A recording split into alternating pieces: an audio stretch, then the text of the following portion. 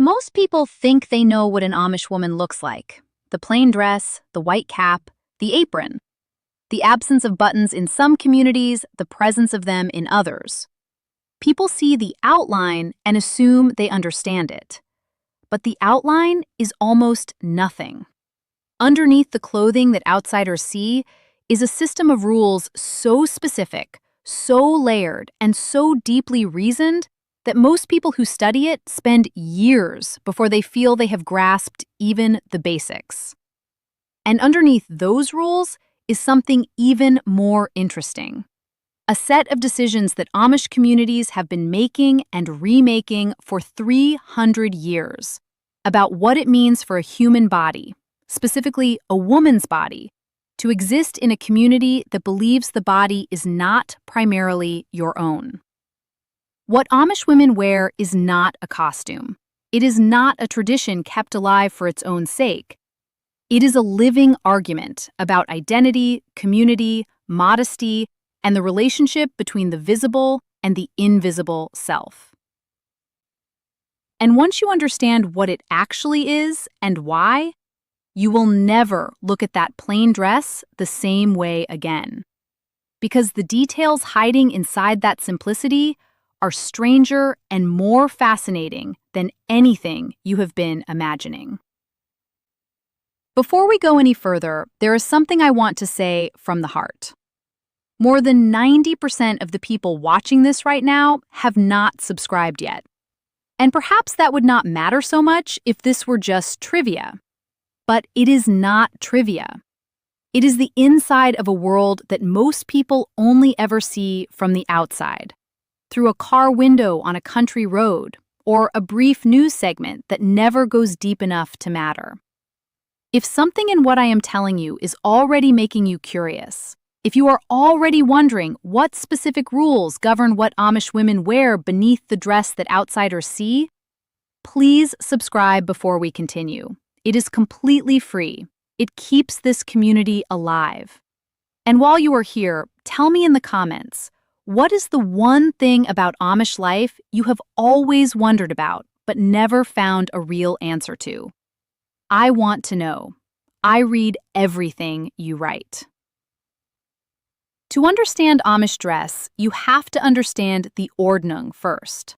The Ordnung is the body of rules, mostly unwritten, that governs daily life in every Amish community. The word is German, and it means order, or discipline, or the right way of things, depending on how you translate it and in what context. Every Amish district has its own Ordnung, and no two are identical. This is one of the most important and least understood facts about Amish life. There is no central Amish authority. There is no pope, no national council, no governing body that issues rulings applicable to all Amish everywhere. Each district, typically a geographic community of 20 to 40 families, governs itself through its own bishop and ministry and its own accumulated tradition. The Ordnung of one district can differ from the Ordnung of the district 3 miles down the road in ways that are invisible to outsiders but immediately apparent to any Amish person. The color of a dress. The precise width of a cap brim. Whether straight pins or snaps are permitted on a particular garment. These differences are not trivial to the people who live inside them. They are the marks of community identity and the boundaries of belonging. With that context established, let me tell you what Amish women's dress actually consists of and why each element exists. The dress itself is the most visible element, and also the one that carries the most variation across communities. In most Old Order Amish communities, women's dresses are made at home from solid-colored fabric. Prints are not permitted. Patterns are not permitted. The reasoning is direct and consistent with the broader principle of Gelassenheit, a central Amish theological concept that translates roughly as yielding or submission, or the setting aside of individual will for the sake of community and God. A printed fabric draws attention to itself. A solid color does not. The dress is designed to make the woman visible as a member of the community rather than as an individual distinguished from it. The colors permitted vary by district. Some communities wear only dark colors: navy, dark green, dark purple, dark brown, black for mourning and formal occasions. Other communities permit lighter colors in warm months. Some districts in the Midwest have broader color ranges than those in Lancaster County, Pennsylvania, which tends toward more conservative practice. What is consistent across virtually all Old Order communities is the prohibition of bright colors, especially red, which is associated in Amish tradition with worldliness and the drawing of inappropriate attention. The cut of the dress is governed by specific rules about modesty that address length, sleeve length, and neckline with a precision that would surprise most outsiders. Dresses are almost universally worn below the knee, typically to mid-calf or lower. Sleeves are long, covering the arm to the wrist in most communities, though some permit short sleeves for working in hot conditions. Necklines are high. The overall silhouette is loose enough to conceal the shape of the body without being so voluminous as to create difficulties with physical work, because Amish women work hard, and the clothing must accommodate that. Now here is where it gets specific in ways most people have never considered. The closure of the dress, how it fastens, is itself governed by ordnung. In many Old Order communities, buttons are restricted or prohibited on women's outer garments. The historical reasoning connects to the Amish rejection of military association, since decorative buttons were associated with military uniforms in 17th century Europe when Amish communities were forming their identity.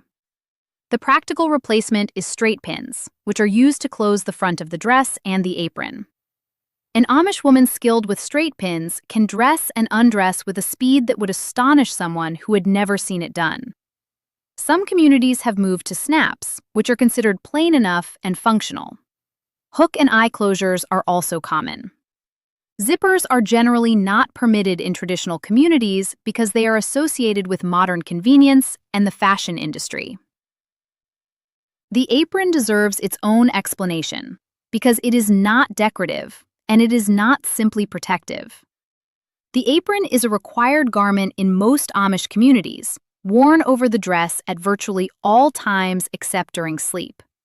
It signals marital status in some communities, where unmarried girls wear black aprons to church while married women wear white. It signals the occasion, with different aprons for working, for church, and for special events. It is also a practical garment that protects the dress during the extensive physical work of Amish domestic life. But its required status, the fact that leaving home without an apron would be a violation of community norms, tells you that it is understood as more than protective clothing. It is part of the uniform of belonging. It is one of the marks that says, "I am a member of this community, and I am presenting myself as such." The cape is an element of Amish women's dress that outsiders rarely notice, but that is immediately significant to anyone inside the community. The cape is an additional layer of fabric worn over the bodice of the dress, covering the chest and shoulders.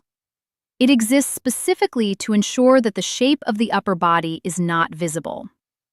In some communities, the cape is sewn into the dress. In others, it is a separate garment pinned in place. Its purpose is entirely modesty-related, and it represents one of the most explicit expressions of the Amish belief that the female body should not be a source of visual information for anyone outside an appropriate private context. Now let me tell you about the covering. The white cap, or prayer covering, or cap as it is called in Pennsylvania Dutch, is the element of Amish women's dress that outsiders most consistently notice and least consistently understand. The covering is not merely traditional. It is theologically required, grounded in the Apostle Paul's instruction in 1 Corinthians that women should cover their heads during prayer. The Amish interpretation of this passage is literal and total. Since a woman should be ready to pray at any moment, and since prayer can happen at any moment, the covering should be worn at all times outside of sleep and bathing. The covering is therefore not a hat in any ordinary sense. It is a continuous act of religious practice expressed through clothing.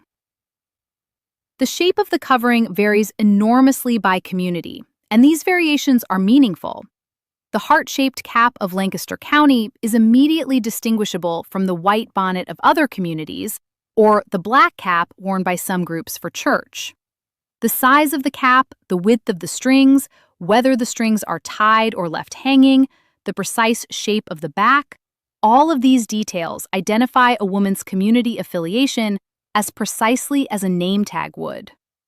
To a knowledgeable observer, a woman's covering announces where she is from, which community she belongs to, and, in some cases, her marital status, before she has spoken a single word. Beneath the covering, Amish women's hair is never cut. This is another direct application of the 1 Corinthians passage, which states that a woman's hair is her glory and should not be shorn. Hair is worn long, parted in the center, and pinned up under the covering. The precise way the hair is arranged varies by community. The important point is that the hair, while present and significant, is kept entirely private. The covering ensures that the hair is never visible to anyone outside the immediate family. It is, in a sense, the most intimate element of appearance, reserved for the private sphere of home and marriage. The stockings and shoes complete the outer dress and are themselves governed by expectation. Black stockings are standard in most Old Order communities, worn in all seasons. The shoes are plain, typically black, low-heeled or flat, chosen for durability and practicality rather than appearance. Jewelry is not worn. Cosmetics are not worn. Perfume is not worn. The underlying principle in all of these prohibitions is the same.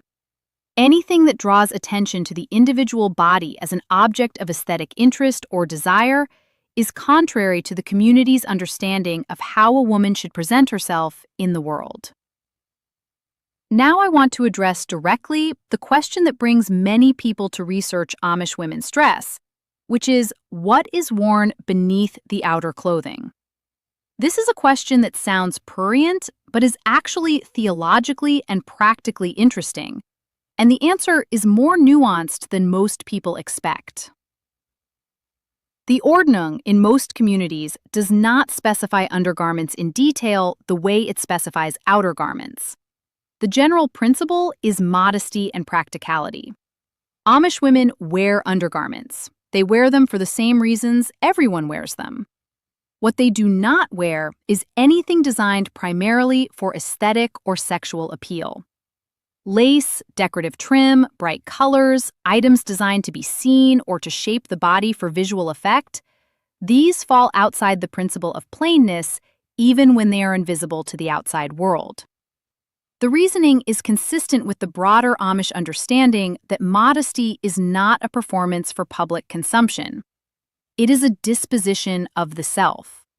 A woman who dresses plainly in public but decorates herself privately with things designed for display has not understood what the plainness is for.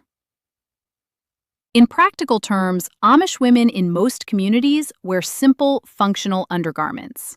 White or neutral colors, plain fabric, no decorative elements.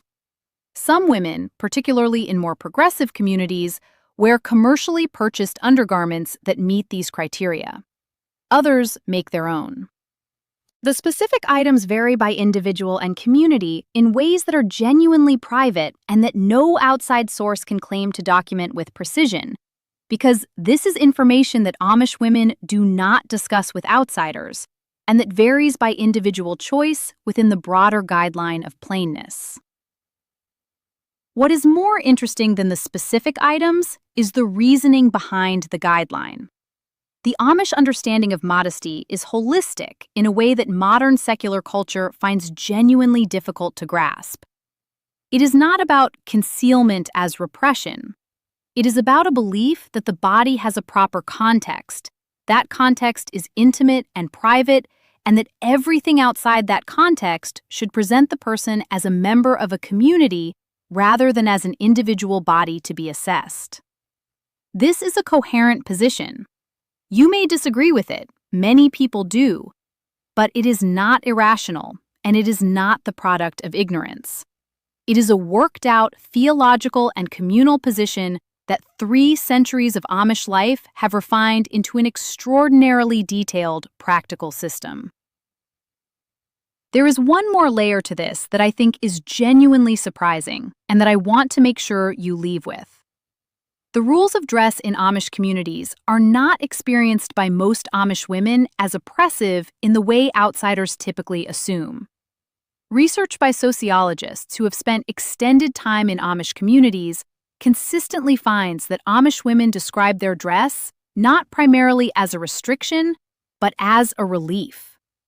The absence of the daily calculation that modern women perform about appearance, about whether they look right, whether they are dressed appropriately, whether their clothing signals the correct things about their identity and status, is experienced by many Amish women as genuine freedom. When everyone in the community wears the same thing, the question of what to wear disappears. The energy that question would have consumed goes elsewhere. This does not mean the system is without cost. Former Amish women who have left their communities frequently describe the experience of learning to dress in the outside world as disorienting and sometimes painful. The sudden requirement to make choices that had always been made for them, to present themselves as individuals rather than as members of a community, to navigate a world where clothing is a constant statement of identity, is genuinely difficult. The relief the system provides inside the community is real. So is the difficulty of functioning without it outside the community. Both things are true, and neither cancels the other. What Amish women wear is a complete and coherent system designed around a set of beliefs about the body, the community, the self, and God that are internally consistent and historically developed over centuries of lived experience. It is not a costume. It is not a curiosity. It is a way of answering every single day through the act of getting dressed, a question that the rest of us are still arguing about. The question of what we owe to ourselves, what we owe to our community, and where the line between those two things actually falls. The plain dress does not answer that question the same way you might, but it answers it. And the answer has been refined, argued over, adjusted, and reaffirmed by generation after generation of people who take the question seriously. That is worth understanding, even if you would never wear the answer yourself.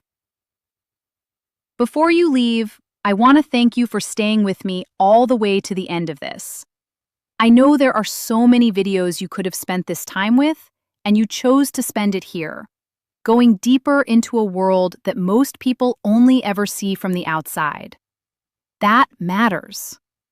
But I want to be honest with you before you go.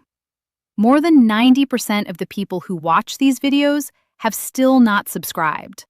And if this changed the way you think about even one thing, about what clothing means, about what modesty actually is, about the difference between a rule and a belief, I hope you will subscribe before you close this.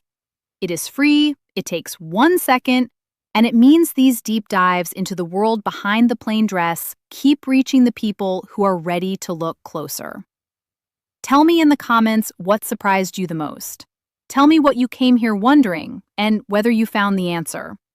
I read every single word. Every one.